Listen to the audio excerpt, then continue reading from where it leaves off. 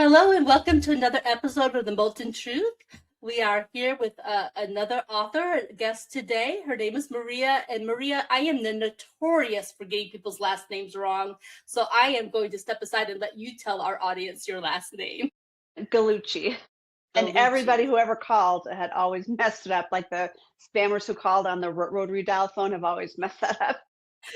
You know, it's easy to do unless you're familiar with a certain name or certain sounds. My best friend is half Italian, half Croatian, but even at that, I Yeah, mean, I still mess up with some of those sounds of the Italian names. So I appreciate you letting me off the hook there, because seriously, I can't tell you how many times I have butchered my guests' names, and I'm trying to learn to do better. I know. I do that often. So we're really interested in speaking with you today. Especially, you were telling me a little bit before our episode started that this is your first book that you've written, but it's already a #1 bestseller. Yes, it sure is. So it reached the top new release within like 24 hours, and then I've been holding the number one bestseller for it as well. So it's been very Amazing. exciting. It's like an author's dream come true, and so few of us, I think, really get that level of success right out the gate like that. So I know. I was so amazing. excited because when my audio one came out, I had to compete against. So I've gotten at number one in all the books, the hardback, the best or the paperback, the Kindle, and then the audio.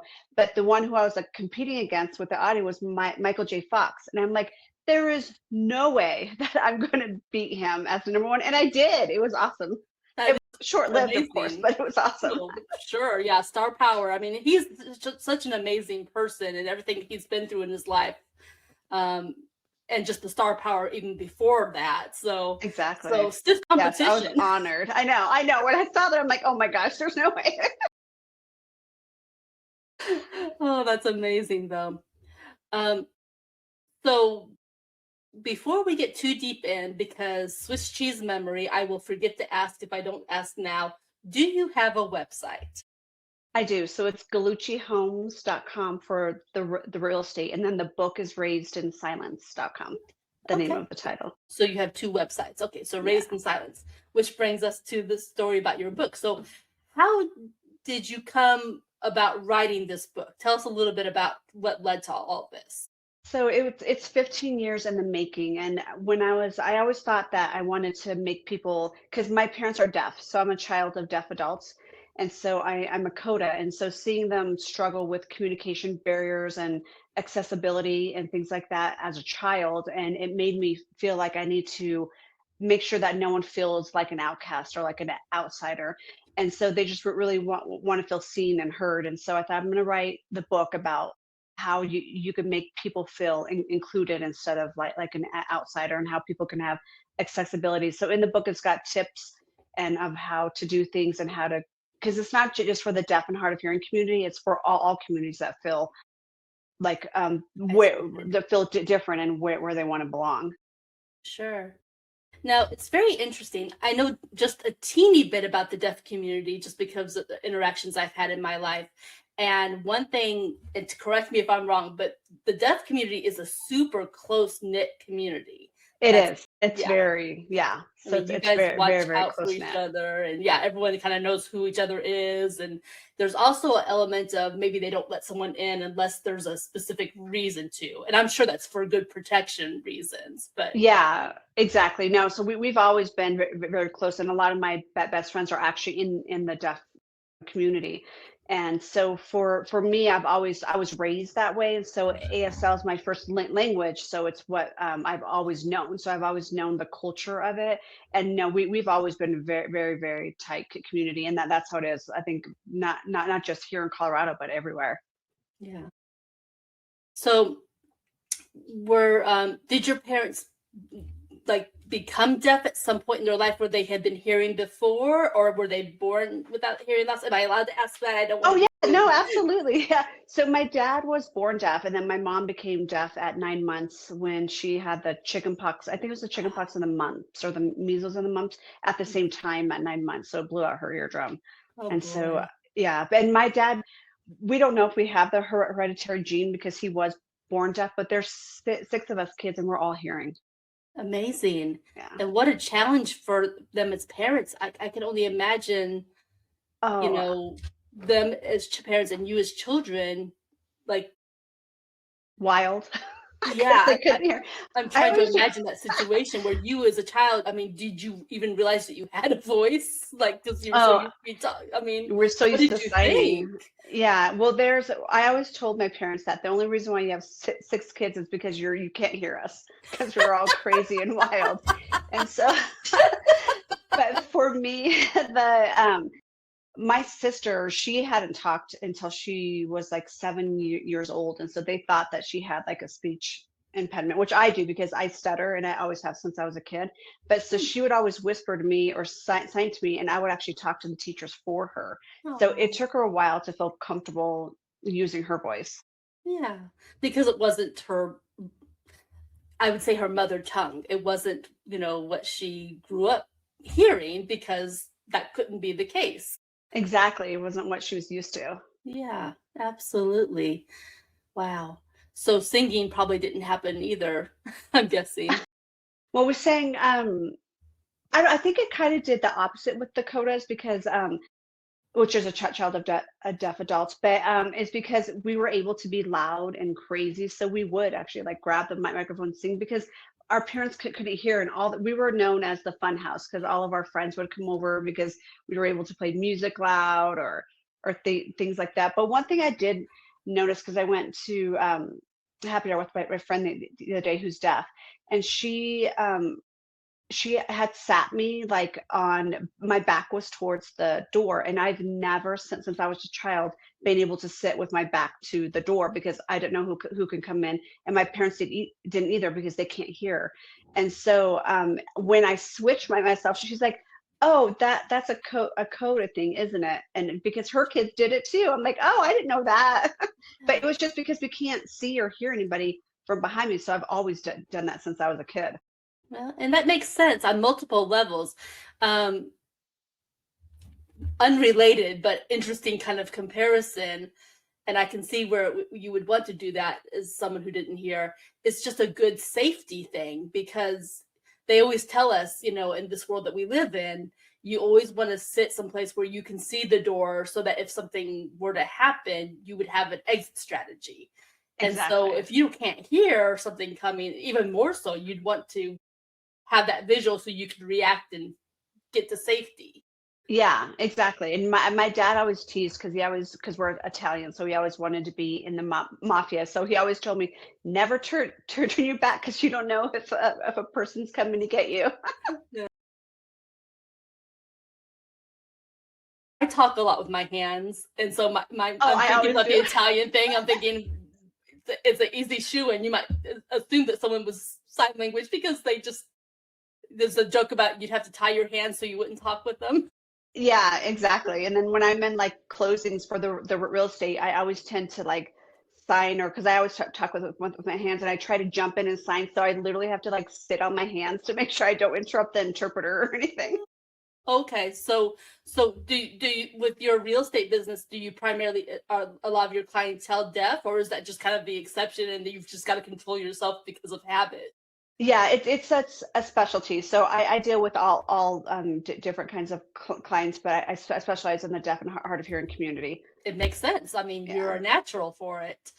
yeah. So So why not? I mean, what a ASL wonderful services. service for them. Yeah, exactly. And then I developed ASL Realty, which is a nationwide one where I can find where I connect ASL agents with other clients nationwide, not just Colorado. That is such a nice service for them. I'm sure they appreciate that because, Yeah, it you know, helps because communication and having access to the way you communicate in any light language, I think is very, very important. mhm, exactly. Well, and there's also a comfort level, those of us in the speaking world, we take so much for granted. Mm, And yes, there are resources. We could, find someone to do the, translation for us. But how much better to have someone who's used to the community and has that comfort level because that also makes them as their customers more comfortable. So Exactly, that's a because we know their culture and we know a deaf friendly house, so I know that that's more preferable for them. When you walk in and the kitchen's open to the dining room or living room, that way they can communicate with guests or their family there. the open floor And that, plans are very yeah, popular then. oh, very, yeah, that way everybody can communicate with each other. And a lot of people don't know that unless you're actually in the deaf culture. Yeah. See, I like open floor plans myself, but Me I too. never I never thought about it from a cultural standpoint that that would be desirable. It makes perfect sense now that we say that, but it wouldn't have occurred to me. Yeah, exactly. And I've always loved open floor plans as well. And I don't know if it was because I was raised with an open floor plan or it was because of that. Yeah. Yeah. I do think it's just something about that extra space. It's just like even like when you go into an RV, the RVs that are cramped but are just miserable, but you go into an RV that has plenty of open space, it just you take a deep breath and you go, "Oh, I can relax here." And I think it's the same Exactly. open floor house is that you have that we're designed to be in open air. I mean, look at the great outdoors. It's Yeah, just exactly. It's not supposed to be confined or like closed off. exactly, exactly. Not to mention air movement. I used to have this house and there was this wall between the kitchen and living room, and oh my goodness, the kitchen was always hot and the living room was always cold. And we were eventually knocked down that wall so we could The have the open floor plan. It's like, to have oh, the yeah, here's where exactly. it's supposed to go. My house looks better. But Yeah, it makes such a big difference. I could talk real estate with you all day long, but I want to talk about your book. So I've had a little bit of exposure with the deaf community just through some volunteer work I've been involved with off and on over the years. And I would imagine because it was new for me when I first was exposed to it, but there's this thing called home sign. These folks who never had official training in ASL, so they came up with their own version of sign language. Um, how do you encounter with that, or how do you react when you encounter that? Yeah, and we have that too. We call it slang. So it's like it's just like when you're talking and using your voice, you're using slang words and things like that. So we use that in sign language as well. Because there's actually a lot of signs that I do personally that's different than what they would teach you because that's just the way I was taught.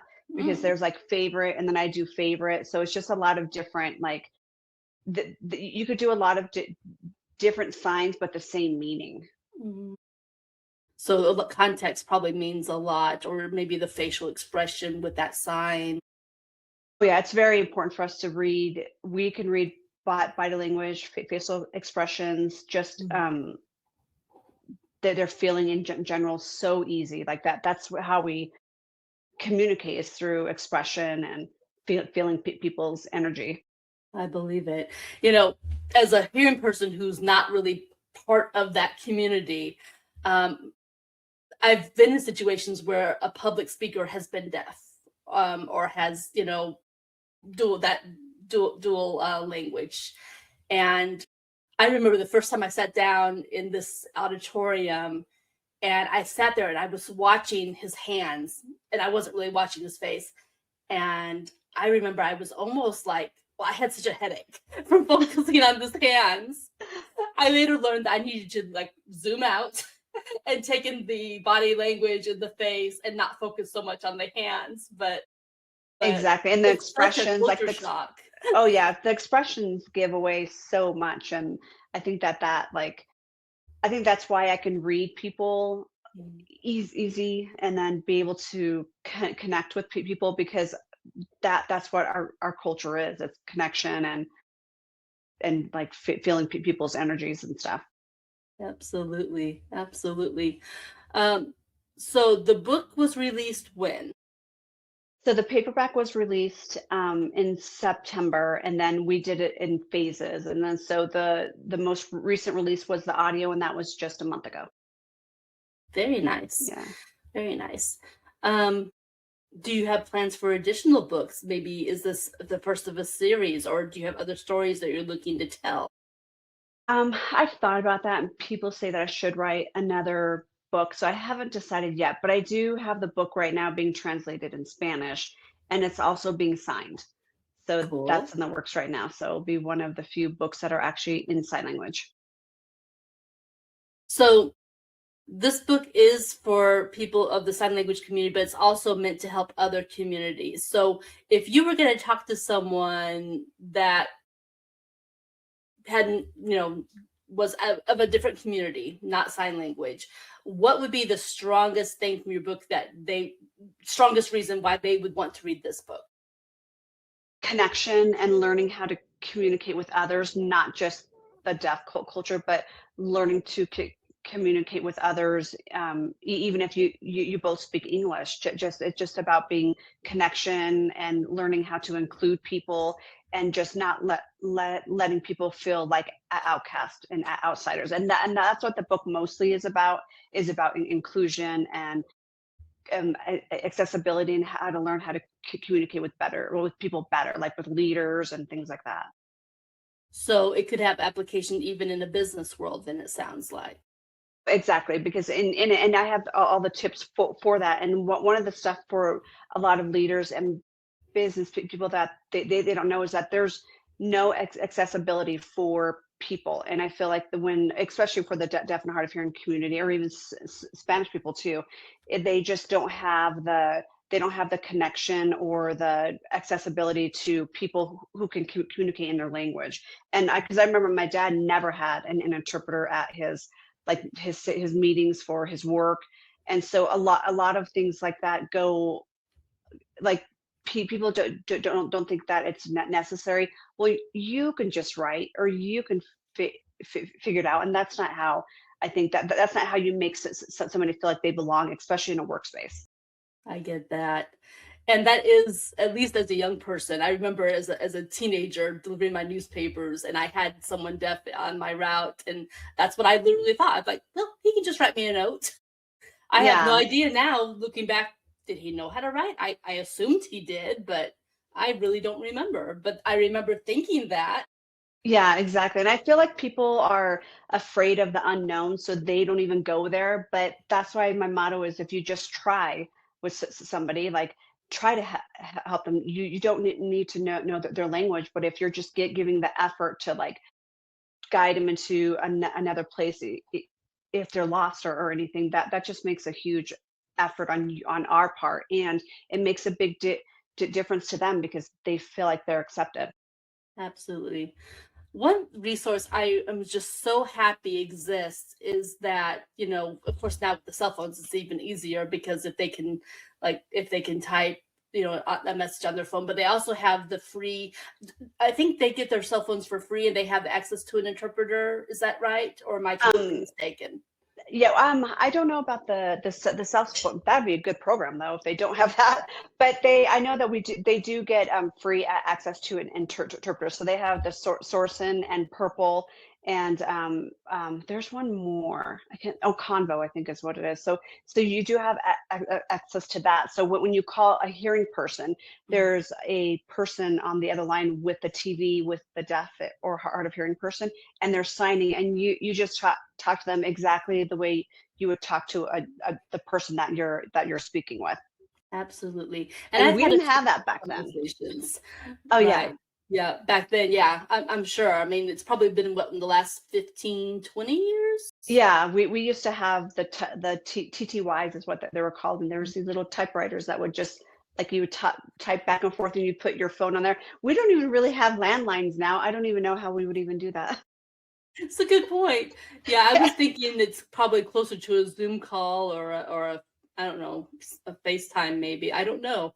I do know that in my work day, my job that pays the bills, I occasionally get an interpreter on the line, that for someone who is deaf, and it's a very normal conversation. Yeah, you just talk just like they're Mhm. there right in front of you. So Exactly. it's great how long or how far technology has come since I was a child. And thank goodness for it. I mean, Oh, I know. Because sometimes technology is like, okay, do we need this? But and this is a case of yes, we definitely need yes, this. we need this. We have to have accessibility. Absolutely. Um, what do you think could further improve things for people who are deaf, or for those of us who interact with them? What other things do you think could happen in the future, if you had to guess or had a wish list? I think making like having more interpreters on TV. Like I know now we're getting it on the Super Bowl and some news stations, but I think people think that they can just read the captions, and when they do that, they're not watching the show. And so if you have like an interpreter there, Mhm. they can actually enjoy like the music or the show instead of paying attention and having to concentrate on reading. And so I think that that can improve, which they are trying to, and they're coming a long way with that. I think that that would help a lot, just to have people be able to not think that we're fine because we have closed caption versus having somebody there signing. I think you're spot on with that. This is a very sideways comparison, but when I go to the opera, because I enjoy opera once in a blue moon, but it's so hard to read what's going on above the stage because you focus there or you focus on the actors. It's hard to focus on both. And Both, yeah. so I can imagine in the world of a deaf person, if they're trying to read the scroll at the bottom of a screen while they watch, I mean, that's two different things you're trying to do at the same time. And so you miss like little clues as far as like the actions on the screen because you're so focused on the words. So I can see that. Exactly. And And they just interpreted, or they have, I think it was Frozen. I have to check to make sure. And now they have it in where they're actually doing sign language. So the whole cartoon, which I'll have to find out which one it is, but I'm most yeah, positive it's Frozen, is all in ASL, which I think is amazing, beautiful. because so now they can watch it like a real show, and they can actually pay attention to the movie, which I think that would be, I think that one would be amazing. That Do would be, more of that. if they would do that with everything. I don't know if it's possible, but oh my goodness, if it was. Yeah, Yeah, that would be great, just to have everybody get together and just sign. exactly. Well, I can hear people out there groaning as I say this because AI technology, right? So if they could use AI technology, apply it to a movie that's already in existence, and just change the people's hand movements to be the sign language within a movie that's already existing. That way, if the actor doesn't know sign language, but the AI does. But the AI does. Yeah, that's actually a good thought. I wonder. Then the whole movie can be in that. Exactly. Just, adjust this one thing on the screen, just, yeah, I can hear a lot of people eye rolling right now. I know. I wonder how AI technology is going to work with like ASL and things like that. Because the one thing that I think AI would take out of it would be the personal experience, and the personal like touch. I think that might, like, because I think with sign language and our culture, you're very connected, and you're very like, you like the human connection, and I think that makes a big difference. Absolutely. Yeah, there has to be borders. And even in the hearing world, you have to have certain restrictions, certain borders. There's a point where AI maybe not welcome for certain things. For me, like I had something when I was going through my pictures, they're like, you know, bring your picture to life with AI. I'm like, no. No, we don't want that because then people could pretend to be me. We're not doing that. So Exactly. there's a line. Yeah, my son's like, don't do that, because then they could steal all your information. I'm like, I guess I never thought about that until he was telling me, because I did one of those like sketches on Facebook, the little cartoon sketches that's going around. And he's like, Mom, don't do that. Yeah, yeah. Something that looks like innocent fun sometimes. There's more things that we just don't see. We don't see that danger. It never occurs to us because we don't think that way. Yeah, exactly. Yeah, Problem it's is, just there are like their people who do think generation. that way. Yeah, exactly. So we have to be so careful. So yeah, there's boundaries, and that's just for our safety. We just have to create those boundaries. Um, Yeah. I'm thinking back. There was this TV show I used to enjoy. It was Switched at Birth. I'm betting the sign language community absolutely loved that show, but I'm guessing. Yeah. No, I can't remember because that was a while ago. I wonder, I It's should been a long rewatch while. that. Yeah. I know. I bet they would love that show. And imagine like a lot of parents, like I think there's only like 10% of parents who actually learn sign language when their children are deaf. And Mm. so imagine if you did like switch the child at birth and then you would have to learn all that stuff. But then when you go back, the other person would have to like Mm. learn the culture all different. That might be Absolutely. interesting. Absolutely. And the beauty of certain television shows and movies is they highlight those type of things.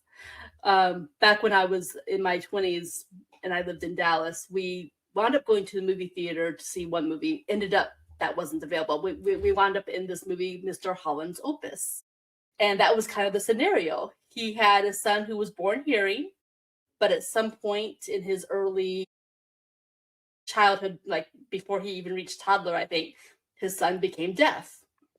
And so while mom, you know, kind of was in a situation where she had to learn sign language because she really wanted to communicate with her son, he was trying to follow the professional advice and not do the things. But at the end of the day, eventually he had to learn if he really wanted to connect on an emotional level with his son. So I love it when entertainment also educates us. Exactly. Yeah, no, I 100% because I think it makes the children's feel like isolated because like if the parents don't know sign language or and you're trying to connect with your child, it's hard because Yeah, they're it's not their language and they can't hear, so they need to feel you and communicate with them, I think. exactly. A bridge has to be built. They don't have the equipment. Mhm. You do. Therefore, you have to build the bridge. Exactly. It's like bridging the gaps between worlds. Absolutely. Oh, if only it was as easy to learn a language as it is to download a program. I know, right? I know my son went to Japan, and he was trying to learn their language, and he like was trying and trying, and it was really hard because it's hard when, especially he's 20, but it's hard as an adult to learn a new language. But he was able to get around and he loved it. That's so good. Immersion helps to some extent, but yeah. And the earlier, I wish they wouldn't wait, and maybe they don't anymore. I'm an old woman now, but when I was in school, you didn't even begin to talk about foreign language until you were a High school for 13, me, 14 years old.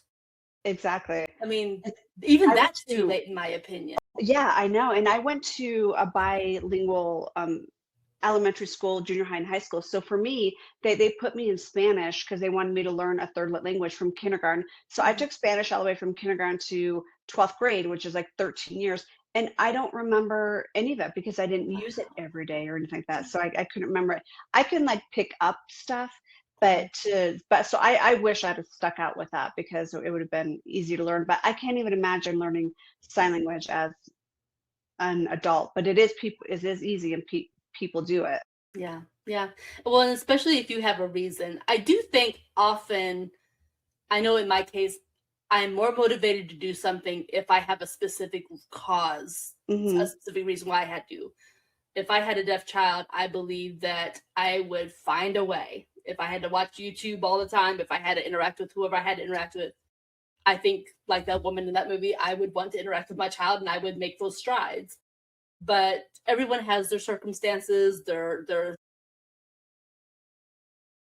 personal issues to deal with, and obstacles, and we all have to make our choices. I like to think best of people and hope that they would make that choice. Make that choice. Yeah, exactly. And there's a lot of resources out there for that to learn um, ASL and to learn different types of sign language. You can even do it online now, and there's it's getting more and more popular to where there's a lot more resources for that. Absolutely. And there's something kind of cool about sign language, as far as even from again a safety standpoint, because not a lot of people know it, maybe a handful really.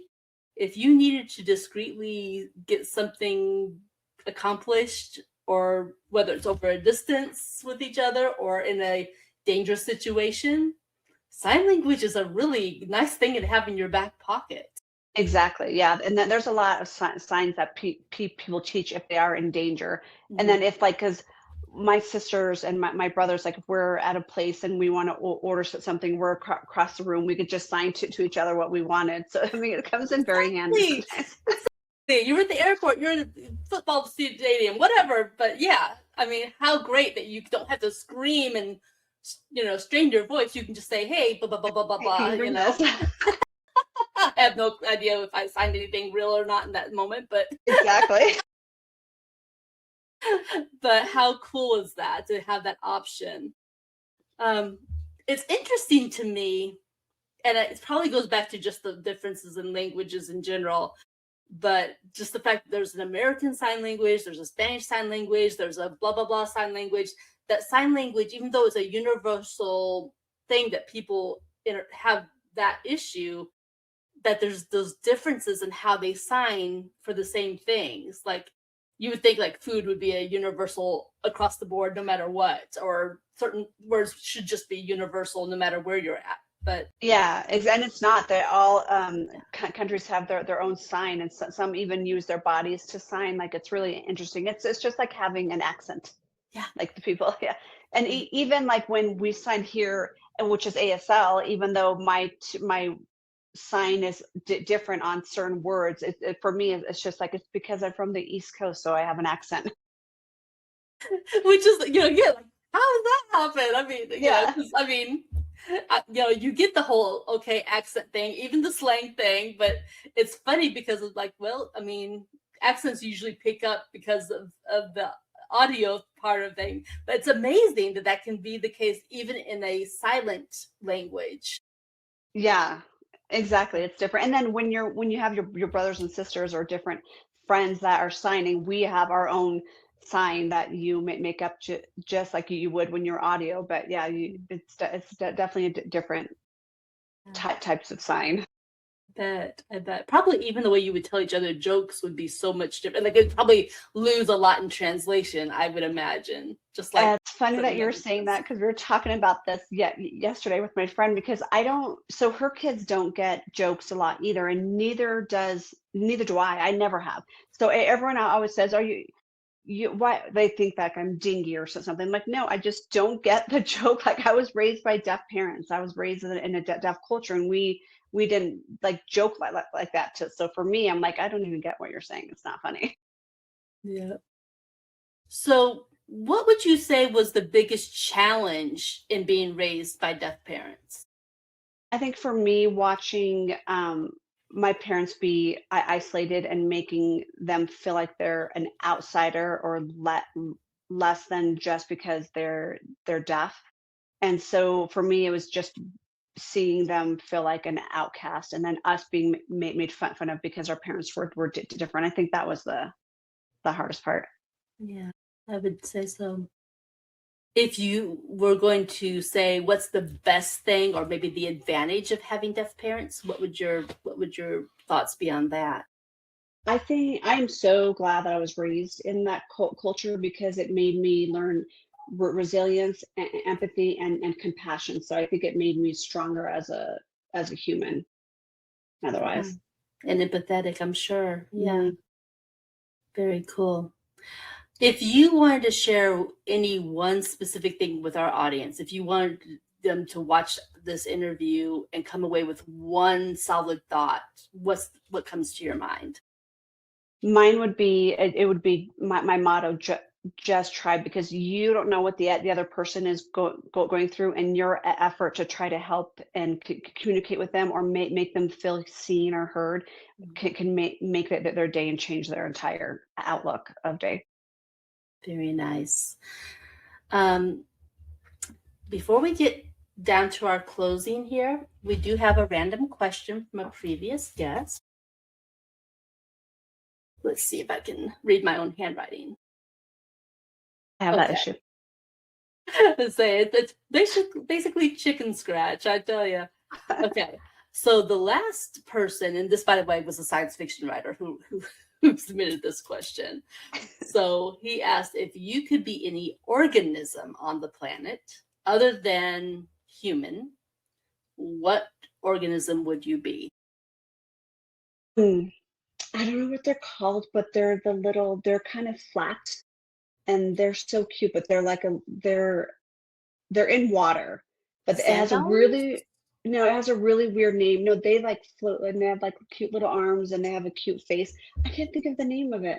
And people have them as pets, and They they're do. like this big, but it's like a water animal. So I'd be that. But it starts with like not a plata or can't think of the name of it, but it's so cute, like an Osawawa or something like that. I don't know, but it's a I'm gonna have to look yeah. that You're gonna up. have to find yeah, you have to find that, but it's the cutest little thing ever. Okay. It's got like a cute face and it's just like flat and it just like floats like their arms are like this. So it sounds interesting. I'm curious. I'm probably gonna be like, oh, that's what she means. Yeah, I recognize Yeah. that. But right in this moment, I'm like, what is she? If I find it, I'll send it. I'll send it to you just so you know. I think you'll have to because I'm just like trying to picture a cute little flat thing in the ocean. First thing came to my mind was a sand dollar, so obviously I'm off track. Too. But they break. Well, true, but they're so pretty. Yeah. And then, do you have a question for a future guest? I do. I think mine is if someone who knew you 10 years ago saw your life today, what would surprise them the most?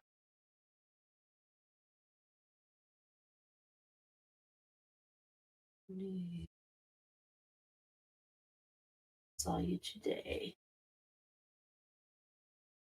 What would surprise them most? Yes. What would surprise them the most? It's an interesting question because that could go so many different directions. It could go physical. It could go, wow, your personality's changed. There's so many Mhm. different angles, sometimes even multiple. So I'll be curious to hear the Yeah, next I'm person's curious answer too. about that. So before we close down, any last thoughts that you'd like to share? Anything you'd like to tell our audience or ask our audience? I think just having compassion and listening to others. I think that's very important. And it all starts with us, and to make sense someone else feel better, and that they belong. Right, I like that. So just to recap, one last reminder on your websites, both of them. It's galluccihomes.com and raisedinsilence.com. Perfect. All right. Well, thank you so much for joining us. Thank you. All right. I'm going to end the recording and we'll chat for a little bit.